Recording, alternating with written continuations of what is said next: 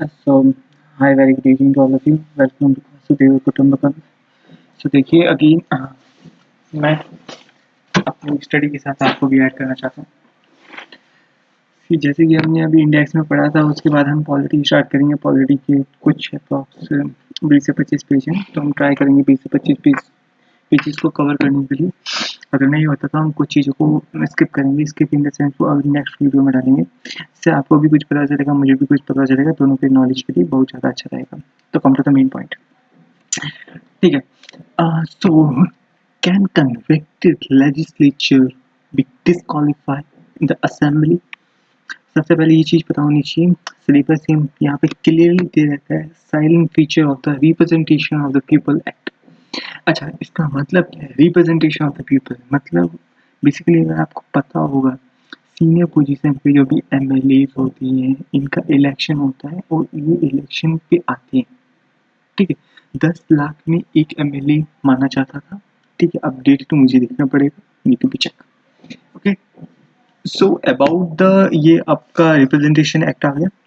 इसको थोड़ा सा पहले पढ़ लेना। जैसे कि आपको बताया गया था कि देखिए एज पर पॉपुलेशन वो चेंज होता रहता है, वेरी करता है, तो मुझे भी चेक करना पड़ेगा। आप भी चेक करके बताइए, कमेंट में लिखिएगा। आपकी नॉलेज चेंज होगी, मेरी भी नॉलेज चेंज होगी, दैट वुड बी ग्रेट, ठीक है। अच्छा, इससे बेनिफिट क्या होगा? इससे बेनिफिट ये होगा, हम ट्राई करेंगे कि आपको भी वेब लाइन में लेने का, और साथ में ग्रुप स्टडी करके हम दोनों की नॉलेज को शेयर कर सकते हैं। एंड आपकी भी नॉलेज गेन होगी, मेरी भी नॉलेज गेन होगी। जैसे कि मैंने आपको बताया था, लेजिस्लेचर 2 टाइप से डिस्क्वालीफाई हो सकता है। फर्स्ट ऑफ ऑल, उनकी क्राइटेरिया क्या-क्या हैं? अगर वो अपनी क्राइटेरिया का वायलेशन कर रहे हैं, तो हो सकते हैं। इन केस अगर पाया जाता है कि वो एंटी डिफेक्शन लॉ में है, तो भी उनका क्या हो सकता है?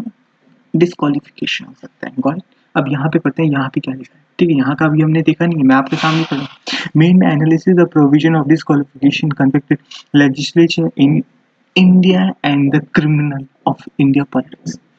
अच्छा, एक और चीज़ अगर आपको बताऊँ, आपको थोड़ा शॉक लगेगा कि इंडियन लेजिस्लेचर में अगर 40 to 50% जो लोग हैं, उनके ऊपर क्रिमिनल चार्जेस हैं। आई एम नॉट सेइंग कि क्रिमिनल चार्जेस लगे हैं, इन द सेंस देखो, 2 चीज़ें होती हैं, एक तो अप्लाई करना और एक होता है इम्प्लीमेंट करना। Got it? इनके ऊपर इम्प्लीमेंट नहीं हुए, इनके ऊपर अप्लाइड हुए। So you need to take care about the what I am going to tell you. Wait a minute. So continue with checking the same things. देखिए यहाँ पे हमने राज्यसभा के मेंबर की लिस्ट दिखा दी है, यहाँ पे 2022 के। अच्छा, मैं कुछ कुछ चीज़ों के पता करता हूँ, ठीक है।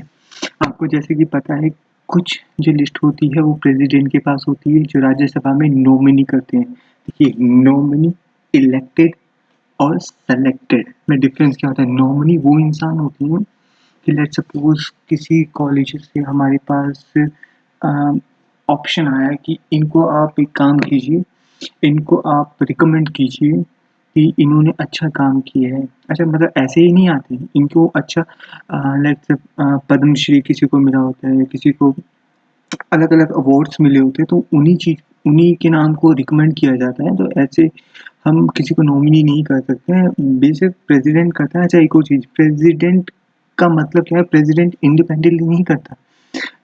प्रेसिडेंट सबसे पहले अपने प्राइम मिनिस्टर से कंफर्म करता है, प्राइम मिनिस्टर अपनी काउंसिल ऑफ मिनिस्टर से कंफर्म करते हैं, देन उसके बाद ये नॉमिनीज होते हैं, ठीक है।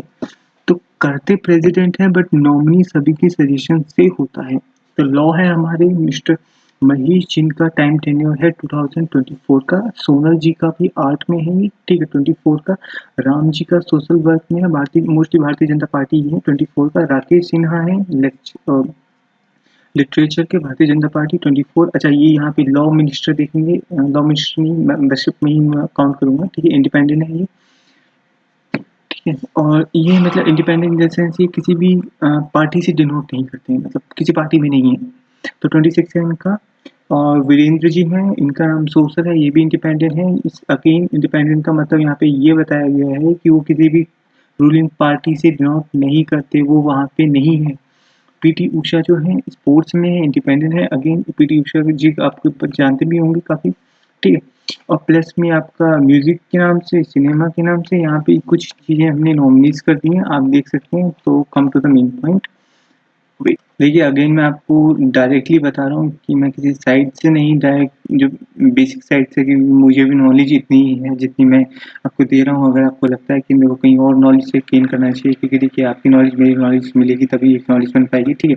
तो come to the main point, यहाँ पे देखिए मैंने लोकसभा के मेंबर्स निकाले हैं, यहाँ पे आप देख सकते हैं ये चीज़ें, ये सभी आप भी खुद कर सकते हैं, तो ऐसा कुछ नहीं है। अगर आप यहाँ पे, मैं थोड़ा सा आपका माइंड डाइवर्ट करना चाहूँगा, यहाँ पे ये देखिए, यहाँ पे आईएनसी बीजेपी के 55 हैं, ठीक है। जैसे कि हमें पता है, अगर ये कोई भी एनुअल बिल लेके आते हैं और इन्हीं के मेंबर्स पर अप्रूव नहीं करते हैं, तो इनको प्राइम मिनिस्टर के साथ और प्लस में काउंसिल ऑफ मिनिस्टर को सभी को रिजाइन देना पड़ता है, ठीक है। I hope you know that. Thank you. अच्छा, अगेन एक और चीज़ मैंने यहाँ पे ऐड करी है। यहाँ पे मैंने जो ऐड की है, 17th लोकसभा यहाँ पे आप देख सकते हैं। यहाँ पे आंध्र प्रदेश को 25 हैं, आसाम को 14 हैं, बिहार को 40 हैं, छत्तीसगढ़ को 11 हैं, गुजरात को 26 हैं, हरियाणा को 10 हैं, झारखंड को 14 हैं, कर्नाटक को 28 हैं, केरला को 20 हैं, मध्य प्रदेश को 29 हैं, महाराष्ट्र को 48 हैं, उड़ीसा को 21 हैं, पंजाब को 13 हैं, राजस्थान को, और सबसे ज़्यादा यहाँ पे देखेंगे उत्तर प्रदेश को 80 के करीब है, 79 है, तमिलनाडु को आपको साइज गाइस को सेम कंटिन्यू, तमिलनाडु को 39 है, तेलंगाना का 17 है, और यहाँ पे वेस्ट बंगाल। अच्छा, एक और चीज़ देखने वाली कॉन्स्टिट्यूशन है, आप यहाँ पे नॉर्मली, अच्छा यूटी अलग दे रखे हैं, यूटी पे थोड़ा कर लेते हैं, फिर देन एडिशनल नॉलेज लेंगे। अंडमान निकोबार आपका एक है, सॉरी चंडीगढ़ एक है, दमन एंड हवेली जो है वो आपका 2 है, दमन एंड दीव जो 1 है। अच्छा, जहाँ तक मुझे पता है दादरा नागर दमन एंड दीव 1 कर दिया गया है, तो प्लीज़ कन्फर्म मी, अगर मैं गलत हूँ तो प्लीज़ मुझे करेक्ट करना, ठीक है। As you know I am also student. तो जम्मू कश्मीर के 5 है, लद्दाख का 1 है, जम्मू कश्मीर लद्दाख को अलग अलग कर रखा है। अच्छा, अगर कोई पूछे ना कि आपका पीओके जो ऑक्यूपाई है वो लद्दाख में आता है या जम्मू कश्मीर में आता है, तो ये भी आपको बताना है कि आप मेरी नॉलेज गेन करें, तो मेरे लिए बेस्ट रहेगा। लक्षद्वीप का है, एनएसटी का है, और आपका एक पुडुचेरी का है। अच्छा, पुडुचेरी यहाँ पे बताने हैं, 3 पुडुचेरी हैं, 3 पुडुचेरी के नाम बता दो। चलो, एक का मैं बता देता हूँ, माहे। और दूसरी पुडुचेरी का नाम बताइए, तीसरी पुडुचेरी का नाम बताइए। Again come to the main topic, जैसे कि आपको पता था, मैंने जो डिटेलिंग मुझे पता है वो मैंने आपको देखो बता दी है। अच्छा, इसमें ट्राई करेंगे कि देखो आपका जब तक ये करंट अफेयर कंप्लीट होगा, मे भी हो सकता है आपको इतनी एडिशनल नॉलेज हो कि आपको बुक भी पढ़ने की जरूरत ना पड़े, ठीक है। तो रिलेटिविटी में मैं जो जो चीज़ें बता सकता हूँ, जो मेरी काम की हैं, जो आपके काम की हैं, वो आप मुझे शेयर कर सकते हो, कोई इशू नहीं है। Most welcome any time. As you know, वासुदेव कुटुंबकम is most all welcome, and we are one nation, we are one family, so take care about that। so यहाँ पे लिखा हुआ है कि द टू उत्तर प्रदेश, ठीक है, टू उत्तर प्रदेश लेजिस्लेचर वो recently convicted the crime charges. अच्छा, यहाँ पे सबसे बड़ी ये प्रॉब्लम देखी जाती है कि अगर किसी भी पॉलिटिशियन को यहाँ पे ये पाया जाता है कि उसके ऊपर क्रिमिनल चार्जेस हैं। अच्छा, यहाँ पे एक छोटा सा ट्विस्ट है जो मुझे पता है, तो शायद मेरे, अगर मैं गलत हूँ तो प्लीज़ मुझे चेंज करना। यहाँ पे जो मुझे पता है वो ये पता है कि Uttar Pradesh, in the sense Uttar Pradesh को छोड़ देते हैं, लेजिस्लेचर, जो भी लेजिस्लेचर है यहाँ पे, चाहे एमएलए हो या असेंबली के कोई भी मेंबर्स हो, उस पे चार्जेस नहीं लग सकते during the session. After the session लग सकते हैं, बट ड्यूरिंग द सेशन नहीं लग सकते। लेट्स सपोज कोई भी विंटर सेशन चल रहा है, ठीक है, विंटर सेशन में कोई भी, अगर लेट्स सपोज कोई भी क्रिमिनल चार्जेस हैं, तो वो उस मेंबर पे नहीं ले सकते जब तक वो सेशन चल रहा है। तो it is true, it is not true, so please comment me. And हाँ, एक और चीज़ पॉसिबल है, वहाँ पे आप उस पे प्रोसीडिंग भी नहीं कर सकते, that is also another part. मतलब देखने वाली बात है, लेट्स सपोज अगर कोई लेजिस्लेचर है, उसने क्राइम कर दिया, बट वहाँ पे क्या है, राज्यसभा में उसका सेशन चल रहा है, तो वहाँ पे उसको कन्विक्टेड नहीं माना जाएगा। बेसिकली उसने क्राइम किया है, एक्सेप्टेड, बट वो सेशन का वेट करेंगे जब सेशन कंप्लीट हो। इसका रीजन क्या है, लेट्स सपोज मनी बिल चल रहा है, मनी बिल चल रहा है, तो मनी बिल तो पास ही नहीं हो पाएगा।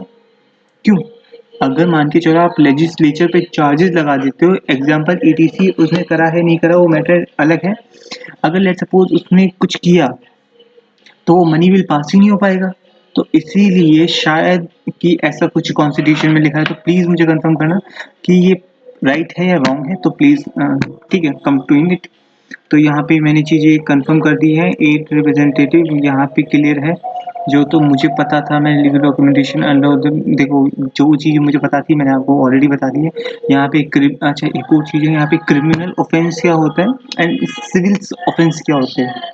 ठीक है, सिविल ऑफेंस नॉर्मली होते हैं, क्रिमिनल ऑफेंस आपको भी पता है, इन केस अगर किसी डेथ के ऊपर आ जाते हैं, जहाँ तक मुझे पता है ये चीज़ें होती हैं। प्लीज़ अगर मैं गलत हूँ तो प्लीज़ मुझे करेक्ट करना, that would be great for me and great for you also. यहाँ पे सेकंड है रिमोट वोटिंग। अच्छा, रिमोट वोटिंग मुझे भी नहीं पता, तो चलो पता करते हैं इसमें। अच्छा, रिमोट वोटिंग जो मुझे पता था, मैंने बताया था आपको, राइट टू वोट हमारे पास आर्टिकल है, आर्टिकल 21। आर्टिकल 21 के किस क्लोज में है वो मुझे नहीं पता, टू बी वेरी फ्रैंक वो मुझे नहीं पता, तो वो प्लीज़ मुझे बताइएगा। और यहाँ पे आते हैं constitution of the India significance provision citizenship. अच्छा, सिटीजनशिप का जो एक्ट है 1955 का एक्ट जो है, उसमें जो मुझे पता है वो चीज़ें कुछ पता है, प्लीज़ आपको। तो come to the main point, जैसे कि मैंने आपको अभी जो नॉलेज मुझे पता थी वो मैंने आपको बता दी है। प्रीलिम्स के अकॉर्डिंग आपको पता है electrical transmitter and the postal battle. अच्छा, इतना मुझे नहीं पता, इतनी इतनी डिटेलिंग में मुझे जाना भी नहीं है। अगर आपको जाना है तो प्लीज़ मुझे बताना यार, क्योंकि इन चीज़ों का मुझे नॉलेज नहीं है। ठीक है, इसके रिगार्डिंग जब मैं थोड़ा पढ़ लूँगा तो मैं उसके रिगार्डिंग भी आपको बता दूँगा। ठीक है, come to the another topic. अच्छा, अनदर टॉपिक में हम आते हैं यहाँ पे इंडियन कॉन्स्टिट्यूशन फंडामेंटल राइट्स। अच्छा, I love the fundamental rights. Union civil code आपको भी पता है डीपीएसपी से लिया गया है। इन द इंडियन सोसाइटी को मैनेज करने के लिए, सोसाइटी को मेन पावर बनाने के लिए। अच्छा, इंडियन सोसाइटी के बारे में अगर मैं आपको बता दूं, जैसे कि आपको पता होगा हमारे 4 वेद हैं। ये जो ऋग्वेद है, यजुर्वेद है, सोमवेद है और अथर्ववेद। इसमें भी काफ़ी ज़्यादा संहिता है, संहिता शायद 8 है, 8 संहिता नहीं 4 संहिता है और 8 पुराण है। मत्स्य पुराण और गरुड़ पुराण इतना देखो डेप्थ में नहीं जाते हैं, क्योंकि ये सोसाइटी अलग हो गई। सोसाइटी की जैसे 4 हिरार्की हैं, 4 हिरार्की में आपका आ गया शूद्र, ब्राह्मण और क्षत्रिय और वैश्य। तो ये चीज़ें क्या है, ये तो फंडामेंटल है, ये तो हमें पढ़नी ही पढ़नी पड़ेंगी। अगर इसके बिना तो फिर हम सोसाइटी का बेस ही नहीं रख पाएंगे। अब मान के चलो, देखो एज ए एडमिनिस्ट्रेशन आपको ये चीज़ें समझनी पड़ेगी, सोसाइटी का बेस क्या है। सोसाइटी का बेस इन्हीं चारों पहले पे तो है। आप कितना भी सोसाइटी को चेंज कर लो कि ये बेस अभी भी रहेगा, माइंड मेंटालिटी में यही भी रहेगा। अच्छा, मान के चलो एग्जाम्पल के लाइव एग्जाम्पल बोलूँगा सर, आप बोले हुए यार कैसी बातें करो। अभी तक तो हम इतना एजुकेटेड हो चुके हैं कि हम बीच में भेदभाव नहीं रखते हैं कि कोई भी नहीं चाहता या कोई भी है। तो अगर सर इस चीज़ में हो ना, तो मैं आपको सीरियसली बता रहा हूँ, आप गाँव चले जाओ कभी, आपको रियलिटी दिखेगी। आप प्रैक्टिकल बनो, इमोशनली मत बनो। ठीक है, आपको दोनों चीज़ों को पहले रखना पड़ेगा। अगर वो चीज़ें हैं सामने आ रही हैं तो आप उसको कैसे क्लियर करोगे, कैसे आप उसके सामने वो चीज़ें कैसे करोगे, it's all up to you ना। ठीक है, सो आर्ग्यूमेंट्स पे नहीं आते, सुपरमेंट्स ये आपको नॉर्मली है, ये भी नहीं आर्ग्यूमेंट्स करने, इसके लिए हम नॉर्मली बनाएंगे। यहाँ पे सुप्रीम कोर्ट, ये सभी चीज़ें nothing is important, nothing is important। C electrical bonds scheme. अच्छा, यहाँ पे ये चीज इंपॉर्टेंट है, electrical bonds be the instrument for the nature this privacy और not free banking instrument issue by purchase of any value of this. अच्छा, यहाँ तक जो मुझे पता है इलेक्ट्रिकल बोर्ड, यहाँ पे ये जो स्कीम बताई गई है, एक तरह का मैं ई रुपीज़ के बारे में बोलूँगा तो that would be great for try to be understand. अच्छा, यहाँ पे जो दे रखा है 1000 दे रखा है, 10,000 दे रखा है, 1 लाख दे रखा है, 10 लाख दे रखा है, 1 सीआर दे रखा है। तो branches of the bank, central bank of India के बारे में बता रखा है। यहाँ पे बता रखा है कि आप इलेक्ट्रॉनिक बोल्ड एक तरह का आपकी ई करेंसी को दे रखा है, जहाँ पे आप किसी भी टाइप का बॉन्ड बना सकते हो, कोई प्रॉब्लम नहीं है। और स्कीम 2018 में भी लिखी गई है। तो इसमें भी ज़्यादा बॉन्ड के बारे में जो आप पता करोगे ना, बॉन्ड आएगा आपका इकोनॉमिक्स में रेदर देन पॉलिटिक्स में। पॉलिटिक्स में देखो, अगर आप बॉन्ड के बारे में पता करो तो बॉन्ड इनडायरेक्टली आप, अगर मैं कहूँ तो ये मैनेज करता है फिजिकल डेफिसिट। अच्छा, फिजिकल डेफिसिट जो आता है वो इकोनॉमिक्स का पार्ट है, तो पॉलिटी में पढ़ने का कोई फ़ायदा नहीं है। तो हम come to the main point. अच्छा, ये सेंट्रल और यूनियन के बारे में थोड़ा मैं आपको यहाँ पे रिलेटेड बता, सेंट्रलाइजेशन के पावर के बारे में बताया। तो मैं यहाँ पे बता देता हूँ, जैसे कि आपको पता है कॉन्स्टिट्यूशन में लिखा हुआ है 3 पावर है हमारे पास। एक होती है स्टेट पावर, एक होती है यूनियन पावर, एक होती है कंकरेंट पावर। तो इन तीनों पावरों को ऐसे मैनेज किया गया है जिससे ये पता चल सके कि कौन सी पावर किसके वर्क करेगी। अच्छा, ये ऐसा क्यों लिखा गया है? पहले क्या होता था कि ना मतलब जब भी कुछ राजा एक तो राजा होता था जैसे कि आपको पता ही है, और वो अपने ना कुछ मुलाजिम जो होते हैं, मुलाजिम इन द सेंस मतलब कोवर्कर्स, उनको भेज देता था अलग-अलग जगह। अच्छा एग्ज़ाम्पल के लिए देता हूँ मुगल। मुगल जब एम्पायर था तो उन्होंने क्या करा, अपने अच्छे-अच्छे वज़ीर जो थे वो अलग-अलग एरिया में भेज दिए। अलीवर्दी खां के बारे में बात करें, अलीवर्दी खान जो थे उनको भेज दिया। अलीवर्दी खां को जैसे ही लगा कि मुगल एम्पायर थोड़ा-थोड़ा डिक्लाइन हो रहा है, तो अलीवर्दी खान ने अपना खुद का एक शासन खड़ा कर दिया, जो बंगाल के नवाब के नाम से जाना जाता है।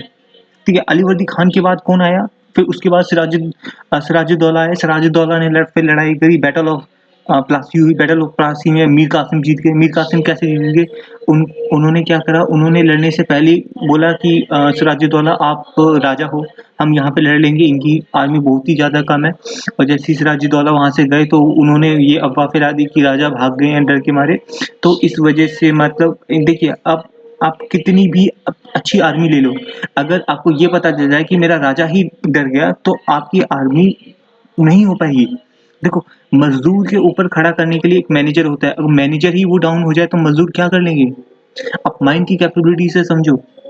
तो ये चीज़ें सभी सेंट्रलाइज़ करने के लिए, डिसेंट्रलाइज़ करने के लिए कैसे मैनेज होता है, कैसे मैनेज नहीं हो सकता, आईपीएस की पावर क्या होती है, आईएएस की पावर क्या होती है, इन चीज़ों को सभी को इलैबोरेट करने के लिए आपको इन चीज़ों पे गैस करना पड़ेगा, और गैस तो नहीं कहूँगा, आप कन्फर्म मैं बोलूँगा, आप कर सकते हो।